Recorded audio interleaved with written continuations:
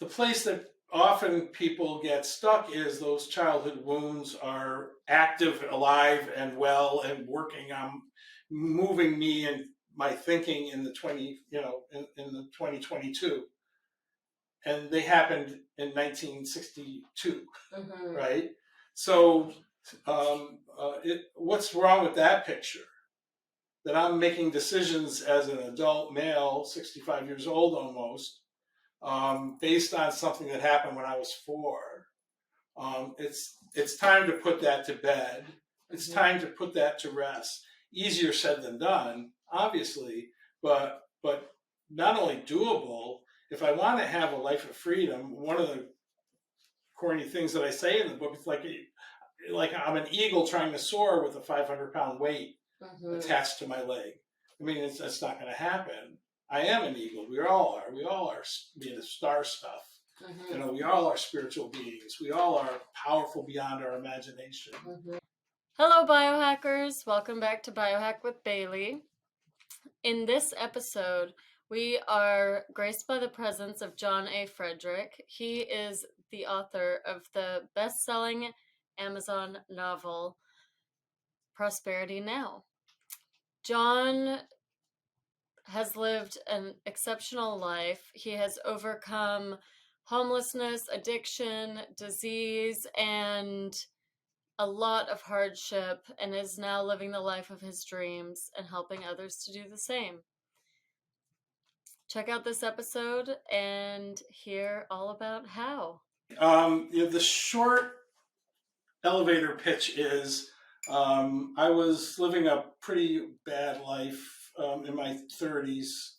I was homeless twice, fortunately not on the street. I was an addict. I was alcoholic. I smoked lots of cigarettes. I was had difficulty financially. I had difficulty in jobs. My health was poor, and I started to find spiritual principles that interested me, that rang a bell internally inside of me. It was a slow process. And over time, I began to see that those spiritual principles were actually practical, and they actually worked. People think, oh, I don't have money, I need to get a job. Well, yeah, of course, you need to get some kind of income coming in. But the deeper issue, the deeper path to not just a survival life, but a fabulous, wonderful life. Thriving. Like the one I'm living now in Paris, absolutely thriving, is to apply spiritual principles to the opportunities, what some people call problems, in their lives, and then watch as the benevolent, loving, all good power of the universe, that some call God or Jehovah or Buddha or Allah, comes in and starts rearranging things. One of the things that we talk a lot about in the book is don't set things right, see things right. And that's a bit difficult for a lot of people because you see a problem and you want to go rearrange things to make you comfortable and make it seem to work. And that may work sometimes short term, often it doesn't work at all.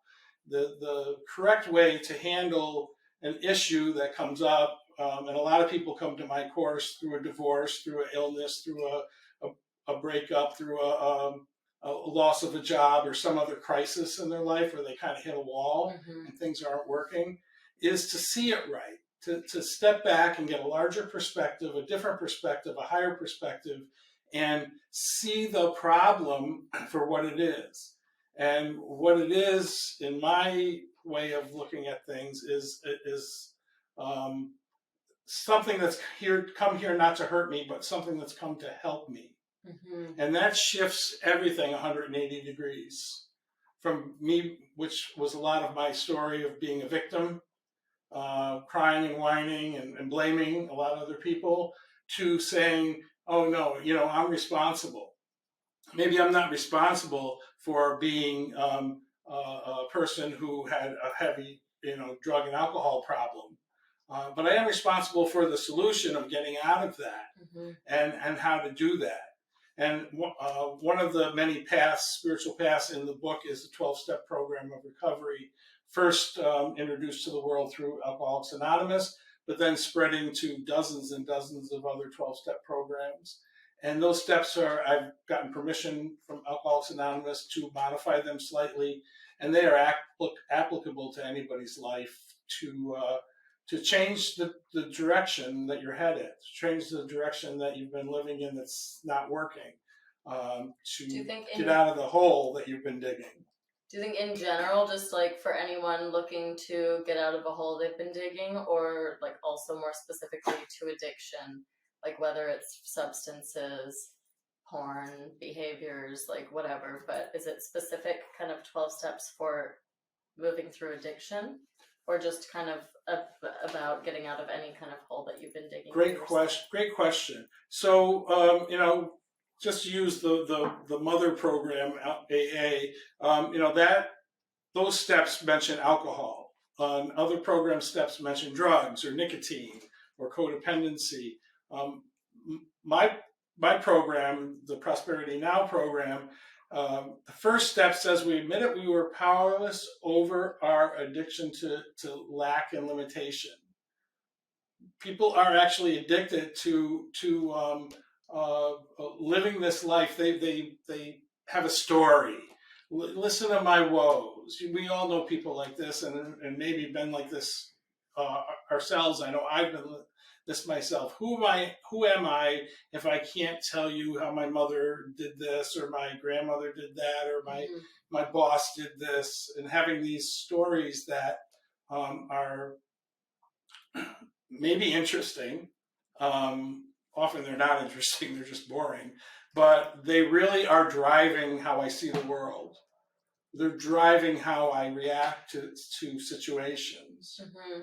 And so, yeah, we have this addiction, many of us, to a lack consciousness, a consciousness that there's not enough. There's not enough for me.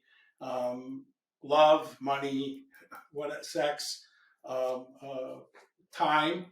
Many people, I don't have enough time. I don't have enough time. Well, yeah, we all have the same exact amount of time.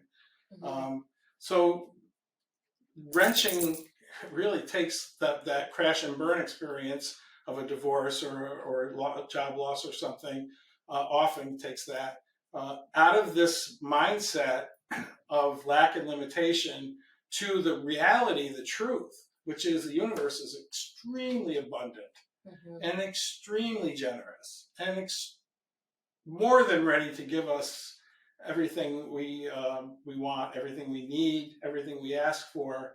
And in fact, I use a lot of biblical quotes. I'm a metaphysician in terms of the Bible, mm-hmm. In looking past the literal words to the larger spiritual truth that underpins it.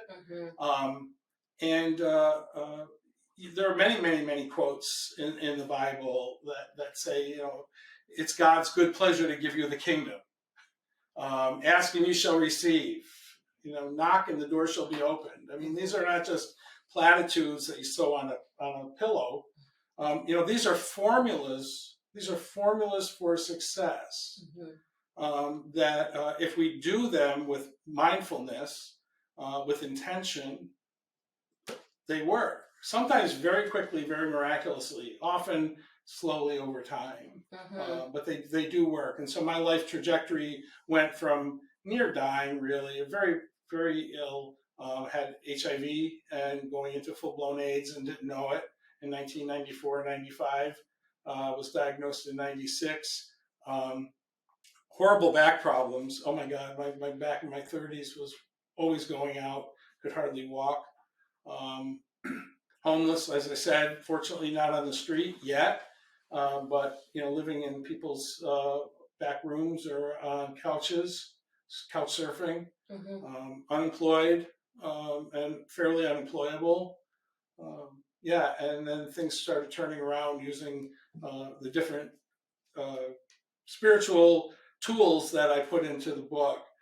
Really what I wanted to do was bottle it and sell it to people and give it to people and say, here, take this and you'll be, mm-hmm. But it's not, unfortunately, it's not that easy. It's you have to actually do the work. You actually have to do the work, yeah. Yeah, so wow, that's super relatable. You know, a lot of the things that you're speaking to, I think, like myself and a lot of people watching, probably everyone like has faced different levels of adversity in relating to some of the things that you just mentioned. But that's like when you refer to having had HIV, for example, and going through that, that's like a huge, it sounds like you're referring to it in past tense, so I don't know if that's something, I'm not very well versed on the subject matter, but how did you, I know that's like an illness that a lot of people are like very scared about. So how did you go from that place to like really actually implementing these tools and moving through fear related to that and like come to where you are now? Wonderful question. So it's great because it's illustrative of the practical spiritual principles that I'm putting forward in the book. What could be worse than life-threatening illness, right? Mhm. So in '96, I was pretty sick, thin, much thinner than I am now, and uh, had gotten sober, had gotten away from drugs and alcohol, and was working 12-step program. And in August of 1996, I got very ill, which may have been food poisoning, not sure, but it's bad enough to take me to the hospital emergency room. And the doctor had the follow-up after I was stabilized and got better from that crisis, said, "Have you had an HIV test?" I said, "Not in a long time." So I got one. Years before, I had been getting them and they were negative, and then I stopped, and I think I know why, because I was afraid that it would be positive.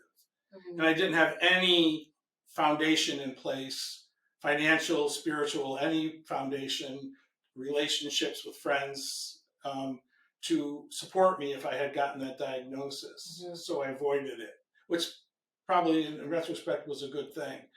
'96, I went and got the test based on his recommendation, and it came back positive. And instead of panicking, instead of falling apart, instead of going back out and drinking, which is a choice, to ease the pain and the fear, or attempt to, I said to myself, okay, what's next? And so I talked to a spiritual advisor that I had, and he said, get yourself another sponsor, really, in the program who is also HIV positive, because he'll know what you're going through. And so I did. And he took me to a spiritual retreat in New Jersey. I tell this whole story in the book. And at that retreat, there were a lot of people there, and it was very spiritual in terms of what they were doing to help people move through the diagnosis and the consequences, the physical consequences of being HIV positive or having full blown AIDS. And a lot of people there were taking the medications, and they had big pill boxes. And this is in the '90s when there were a lot of drugs, and they were very difficult to take and administer and monitor and comply with the regimen. And I saw a lot of fear on their faces, and I heard a lot of stories about how the medications were pretty toxic in terms of side effects. So I came out of there with a lot of spiritual uplift, but also a lot of dread, because I knew I needed to start taking the medications. Mhm. And so I went from that to another spiritual retreat out on Cape Cod with a couple of friends, one of whom was had been HIV positive for a long time. And I was sitting in the back seat of his car, and I was going on and on and on about this dilemma. And my friend DJ is a big queen, and he had enough. And he said, "Oh, Mary, shut up. Get off the cross. Somebody else needs the wood." This is exactly what he said. And then he said, "I'm taking," and he named his 3 medications that he was taking. "I'm taking Epivir, Zeret, and Crixivan, and it's working great." There's a line in the Bible that says, "The peace that passes all understanding." And when I tell you, in that moment, that happened to me. It was one of my many wonderful spiritual awakenings. From going on in worry and fear and dread, in uncertainty about what my future was going to be in terms of the disease, in terms of the toxic medications. He said that, and I just had this total peace come over me. of certainty that I would be okay, and that's what I was going to take, just what he had said, and it will be fine. I knew it. I knew it without a shadow of a doubt. Mm-hmm. And I went to my doctor the next week, and I said, I'm taking Epivirzir and Crixivan. He said, okay. You want to try one first to see how it works? And I said, all right, yeah, we'll do that. So we tried one, and it immediately knocked my viral load down to undetectable. And I went back to him, and he says, well, you want to continue with the one? It's working. I said, no, I want to take all three. And I started taking all three. And to get back to your earlier question about this in terms of whatever your issue is, whatever a person's situation is that's so dire in the moment that they can't see it right. Once I got that message from my friend DJ, once I saw it right, the problem may not go away, but it becomes asymptomatic. I'm HIV positive. I don't ever know that I'll seroconvert to HIV negative again, but I'm asymptomatic and have been for 4 years. Asymptomatic. Yeah, raise the roof. Because the celebration. Well, because the spiritual principle, the medicines worked, but I just didn't take them in dread and fear that they were going to be worse than the disease. I took them, I blessed them. I said, these medications are going to work 1,000 times better than normal with no side effects whatsoever. Thank you, God, go. And drank the water. Then when Hurricane Katrina happened, just as an aside, and I saw people on the news who had like no potable water for days upon days upon days, I started blessing the water too. And gratitude, seeing it right again. That water that we all take for granted if we live in places that have a good, abundant, clean water, and which is not true for a lot of the planet, is actually a gift. It's a blessing. And to see it right, to see it that way, you know, it's just an expansion of consciousness. So the larger message in all this, whatever the particulars and the practicalities and the issues are, is an expanded consciousness. The consciousness that grows and grows and grows to see that this universe is more than ready to hand me my good. The universe is more than ready to give me the keys to the kingdom, more than ready to supply my every need, in good measure, shaken, pressed down, running over, so much so that you can't count the blessings. There's so many. Mm-hmm. So which brings me to the big takeaway, or the big tool in the book, which is tithing. 10% of whatever comes in from financial resources. This is the way that I've expanded my consciousness in all these areas, out of a consciousness of a lack, out of a consciousness of not enough, out of a consciousness of I better scrape and scrabble to get what little I can. By taking 10% of whatever comes in and returning it to the source, not to charity, but to the source, I tell the universe that I have enough, I have more than enough, I have more than enough that I can share, and then I'm ready to receive more. And that's an affirmation that I use all the time. 12-week journey to the life of your dreams. John did an announcement about his book, or a talk about his book at my recent art show in Paris, and people were super interested. And I think he actually sold out of all the copies that he had on hand. But if you want to see it a little closer, there you go. We'll put the link below this video where you can buy a copy of this if you're interested in creating the life of your dreams. So where would you say, like, returning it to the source would be? Wherever a person is getting their spiritual nourishment from. If you're working with me and you're working with Prosperity Now, for the 12 weeks of the program, you would tithe to Prosperity Now. Mm-hmm. And I'm so confident that I tell my students, I don't charge a penny for my course. You just tithe 10% of whatever comes in during the 12 weeks. Mm-hmm. And I tell my students, I give them a guarantee in writing that if they're not satisfied at the end of the 12 weeks, I will return every penny or every centime. So I can't lose, because I believe in the law of circulation. I believe in the abundant flow of the universe. So I'm more than confident that anybody who does the 12 weeks, I don't even say you have to do them sincerely. You just have to do them to the best of your ability. And they say, no, that was a waste of my time. It didn't work. I'll gladly give you back the tithes that you gave to Prosperity Now. If you're not working the Prosperity Now program, then it is, again, wherever you get your spiritual nourishment from. Maybe it's an author whose book really inspired you. Maybe it's an artist whose painting really inspired you.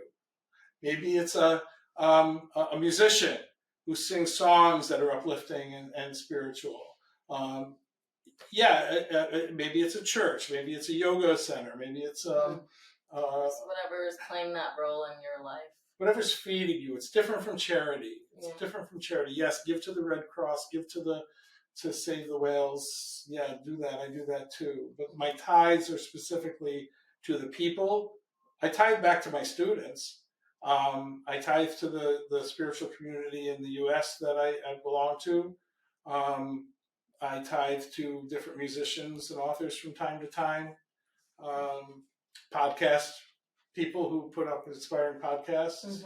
Yeah. So I have a question, Sure. and that is, can you identify any, just reflecting on some of the struggles that you had earlier, like I can relate to certain ones of them. And for me, I've identified like moments in my youth or childhood, which were trauma-based, that I didn't realize in the time when I was, for example, like abusing substances or being self-destructive in my behavior in many ways, why I was doing those things.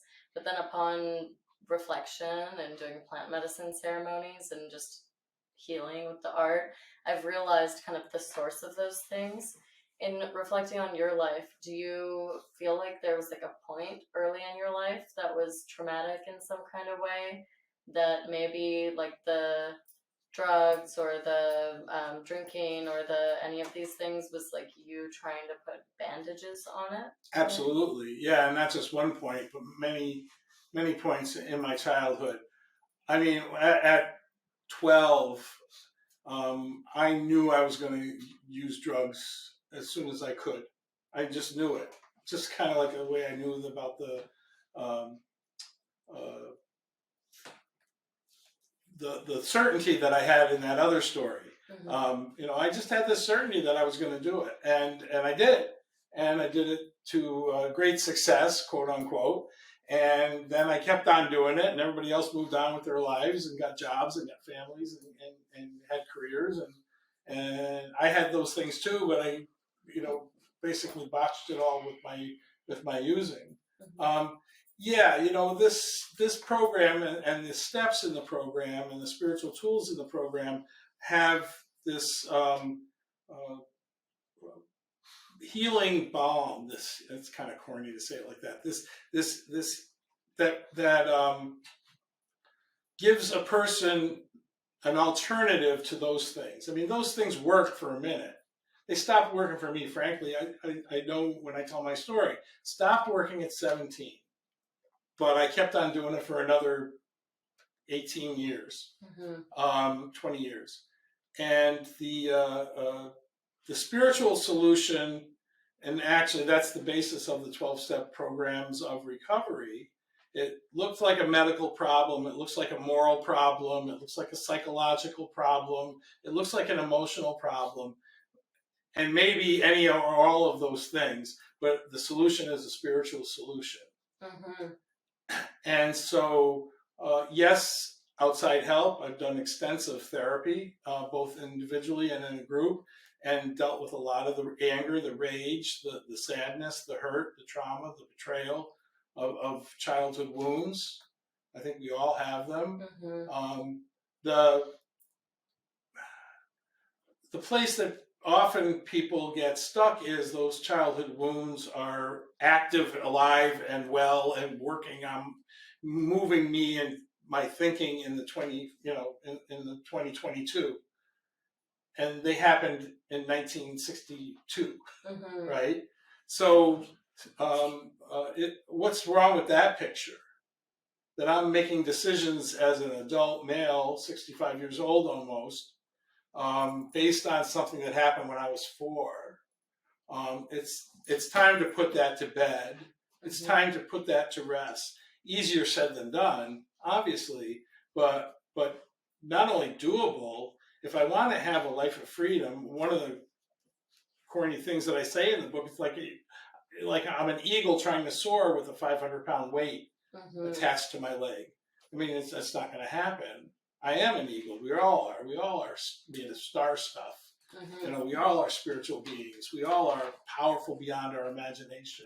You know, the Marianne Williamson quote, it's not our darkness that we're most afraid of. It's our light that we're most afraid of. Many people know that quote.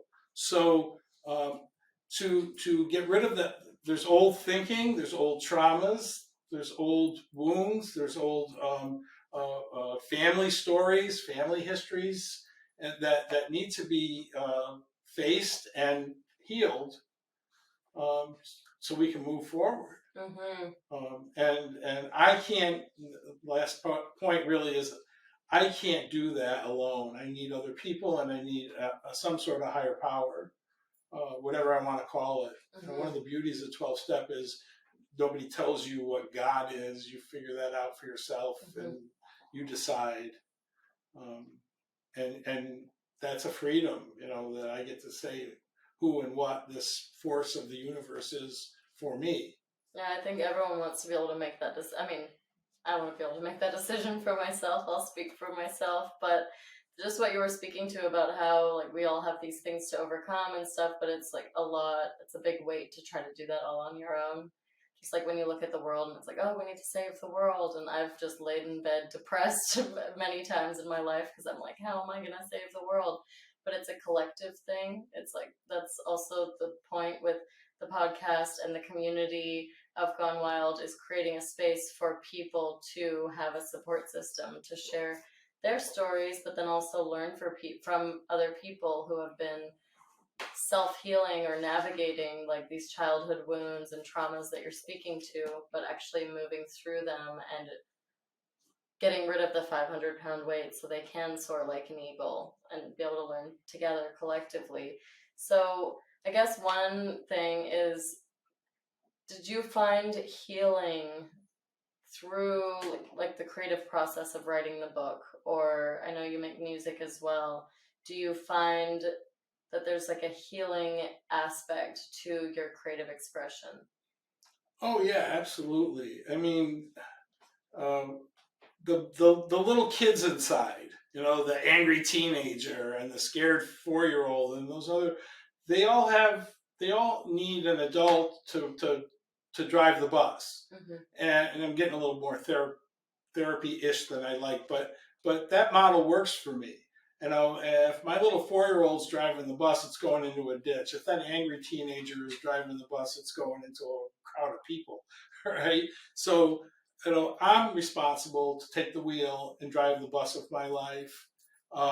And those kids have a job, right? And one of the biggest jobs is creativity. One of their biggest jobs is play and have fun and be joyous. My motto, one of the things that I ask people to do in the program, is to create a mission statement for themselves, a vision statement for themselves, and a motto. And my motto for many decades now has been Vive Joyeux, French for live joyously. And I don't do that every day in every moment, but it's my you know, my North Star that I forgot, you know, why am I cranky? Why am I angry? You know, am I meeting my mission and vision and my motto? Another important thing that the kids do is they have great intuition. That, you know, you can't fool kids very easily, right? They pick up on stuff. They may stuff it and not confront you, but they know if you're lying. They know if you're you know, not being honest and square and truthful. They know who they like and who they don't like, right? And so using your intuition is a big part of the course, because if these old traumas are driving my decisions, you know, then I'm reacting out of old pain instead of responding out of the flexibility of the moment to a person or to a situation or to a problem or trouble that crops up. I react rather than respond. And I talk about using intuition and getting more comfortable with being spontaneous in that intuition. I tell a couple of stories, and one of them is I worked in the government up in upstate New York in Albany, and I had a little thought in my head, not very usually it's not loud, it doesn't shout at you. Go across the street to the state capitol. So I went across the street, I listened, right, to the intuition, and a friend of mine was standing there, and she was really agitated. I said, "What's wrong?" She goes, "I just met the Dalai Lama." I'm like, "What are you kidding?" This is in Albany, New York, right? Little city. No, he's here. He just went upstairs to talk to the senators. He's coming back. Wait here. So I waited there, and about 15, 20 minutes later, here comes the Dalai Lama and his entourage, and there's about 15 of us, people in this little foyer where there's a newsstand and a post office, and he shakes everybody's hand. He says, "Thank you" to me, and I'm like, "Why is he thanking me?" Right? I'm like, "No, thank you." And he moves on and he leaves, and I go off to a private room. Actually, I went into the bathroom, the men's room, and he just burst out crying, just blubbering, tears of incredible joy and awe, that this little voice that said, "Get up out of your desk and go across the street." And if I had done it, let me finish this first, and then I'll go, I would have missed it. But you followed it, and you got to shake hands with the Dalai Lama himself. Yes, I did. Yeah, That's I did. Epic. Yeah. One of the highlights of my life, meeting him, and total, like I said, tears just gushed out of awe of meeting this very. I've been in the presence a couple of times of people with that power of peace, and it just radiates off them so strongly. I would love to be like that someday. I'm not sure. Life goals. Well, you're at it with the Prosperity Now journey. I'm really excited about reading the copy that you gifted me at the art show. Thank you so much for that. Pleasure. I'm really excited to do that, and hopefully do a course as well. That would be really great. This is actually a topic that I'm actively tackling personally, because in my childhood, we were immensely wealthy at times and immensely impoverished at times, and lost all the money and the whole thing. So I have real muscle memories of living in chateaus, and then of my family all painting little shacks on the beach in Costa Rica so we could pay for our little shack on the beach in Costa Rica. So that impacted me really intensely.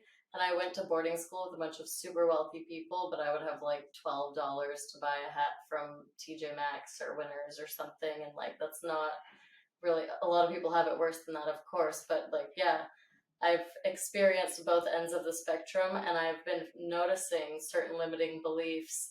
This year I switched to just claiming I'm making a career out of my art, and I'm going to provide for myself and be self-sufficient based on my art. And it's been quite a journey. Some months it's yay, made a sale, got a little bit of money, and then some months it's zero income, nice. So I'm navigating those things actively. And actually yesterday we went past this fancy clothing store that, when I used to live here, my friend's girlfriend would shop there, and I would just look at it and kind of get uncomfortable and be like, I'm just going to walk down the street and look in the windows or go look at galleries, because I know I'm not going to go buy a $300 skirt right now. That's just been the belief. But yesterday we walked by it, and I was like, I'm going to go try on some clothes, because soon I'm going to sell some art and come buy myself a nice outfit. And it's obviously not all about the material things, but it was just a little micro adjustment. It's about the consciousness. That I'm worthy to just try on those clothes, and then at some point I'll buy them. And I tried them on and felt just so fabulous, and found this two-piece suit, pants and a suit jacket. And I took a picture in it and just declared, when I sell my next painting, I'm going to come buy this suit. So I'm actively focusing on this right now. I've become quite good at manifesting an epic life in terms of travels and great people and all these things. But right now, the finances aspect and working through those worthiness, limiting beliefs, and all that stuff is where I'm actively working on. So this couldn't be at a better time, really. Awesome. Yeah. That little micro shift is actually a big big shift, not a micro shift. But yeah, somebody gave me an analogy one time about Paris. Anybody who's ever been to Paris knows that if this street and this street are a choice, you're not going to end up in the same place. A little 3-degree difference in the angle will send you off to a whole other neighborhood, and you thought you were going parallel, and you're not. And it's the same thing here. That little shift in direction sends you off in a whole new direction down the road. So yeah, I would honor that as a major. Winning, Yeah. Celebrating the wins. So let's wrap this up, because I know I said 30 minutes, and I think it's been more than that. Maybe. Yeah, I am gonna put out a call for people who want to be students working with me personally in a group in September on Zoom. So wherever you are in the world, we'll just adjust the time to accommodate the time zones.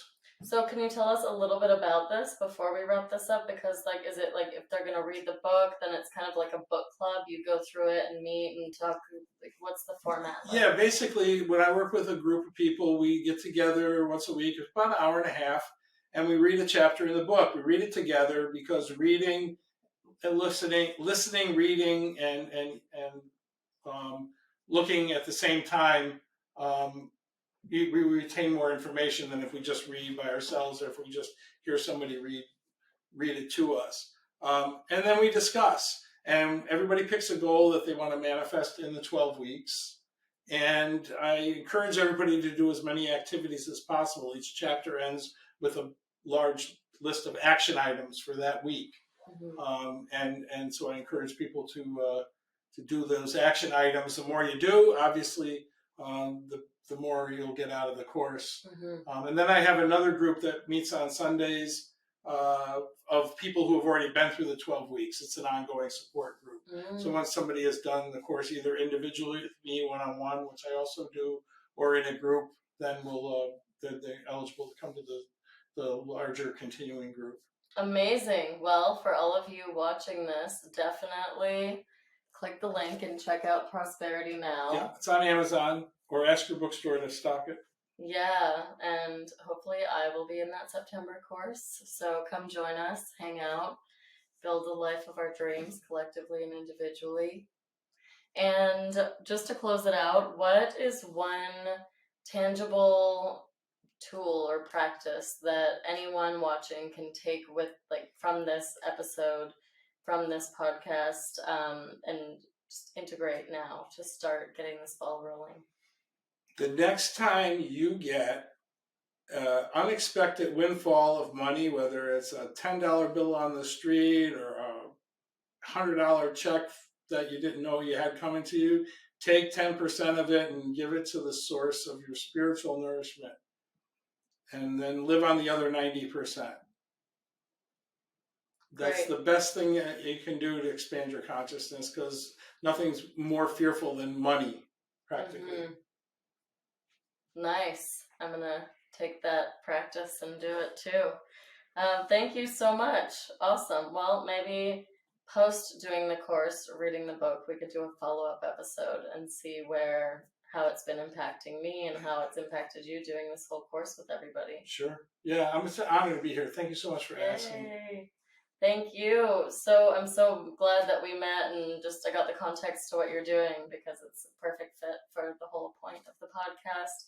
And I'm super excited to go through this journey and share my experience about it. It's very poignant timing. Great. Thank you. Thank you. Yay. And if you like what you see, please do check out John's website. I'll put the link below, and check out / get his book. All right, biohackers, that was an awesome episode. Thank you so much for being here and present and active on this adventure. I would love to connect further with you. If you go to biohackwithbailey.com, you can sign up for the newsletter, and we can connect more deeply through that avenue. Also, if you like what you've been hearing in this episode, please do take a moment to leave a review on Spotify, Apple Podcasts, Google Podcasts. Also, subscribe to the channel, Share with your friends and family if you feel so compelled to. You are invited. This is your official invitation to do so. And I'm really looking forward to seeing you on the next episode. Love you lots. And remember to breathe and enjoy the magical moments of life. See you later. Peace out, A-Town. Do, do, do, do. Yeah.